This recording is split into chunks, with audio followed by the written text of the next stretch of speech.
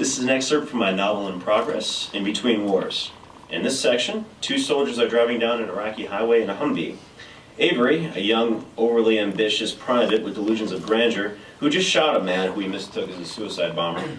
And Cletus, a well-worn, slow-talking, good old boy who's completely disgusted by Avery's actions.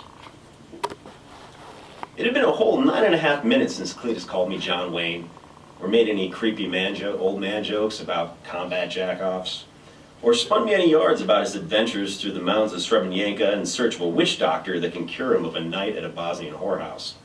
He sat there, clenching his fists on the wheel, looking his eyes on the road, spitting wads of chunky brown tobacco into an empty water bottle. I watched the world pass by our Humvee through the tiny glow of the red dot sight on the top of my rifle. And I tried my best to keep all of that behind me type of stuff behind me. The little voice kept tapping me on the shoulder and reminding me that everything in Iraq was out to kill me. And that somewhere out there lurked a pissed off Haji with a bloodstain and a zigzag of bullets across the side of his white pickup truck. So everything we passed looked like a white pickup truck with a pissed off Haji inside. All the cars looked like white pickup trucks with pissed off Hajis inside. All the road signs with squiggly-doo writing looked like a white pickup truck with pissed off Hajis inside. Even Cletus, with his missing teeth and fishbowl glasses, started to look like a white pickup truck with pissed off Iraqis inside. And that voice crept up my spine and bled into my ears. "They're out there," the voice said. "They're out there and they're gonna get you."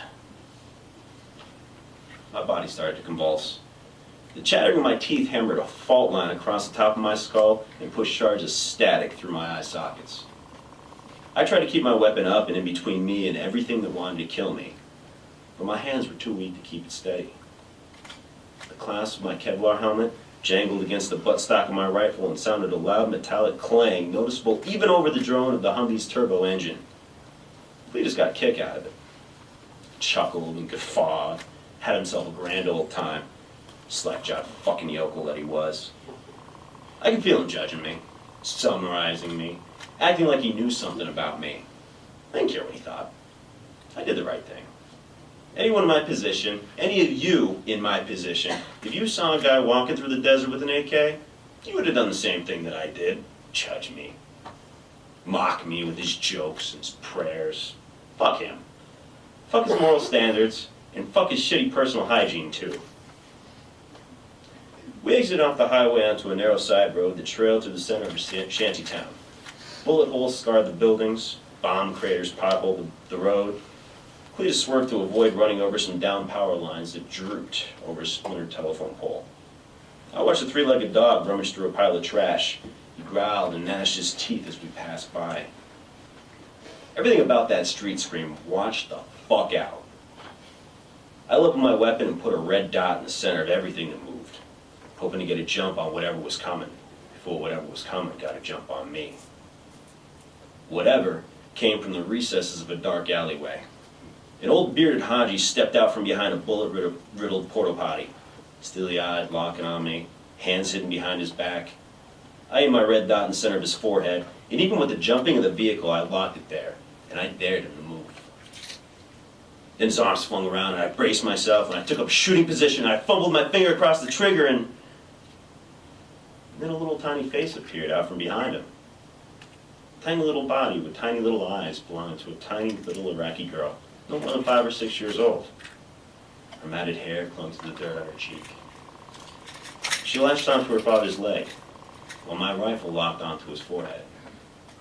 From her hiding position, she raised her hand, and 5 tiny little fingers twinkled at me.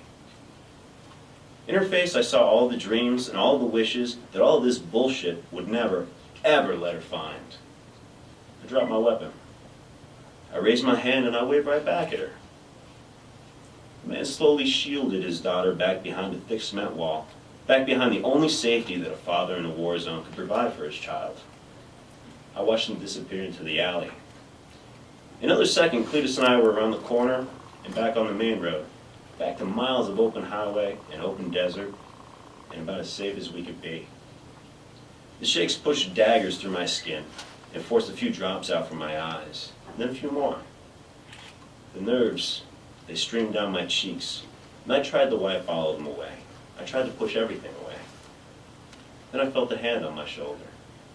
"It gets easier," Cletus said. He flashed me a toothless grin, and I retreated back to my side of the vehicle. The truth was I hated Cletus.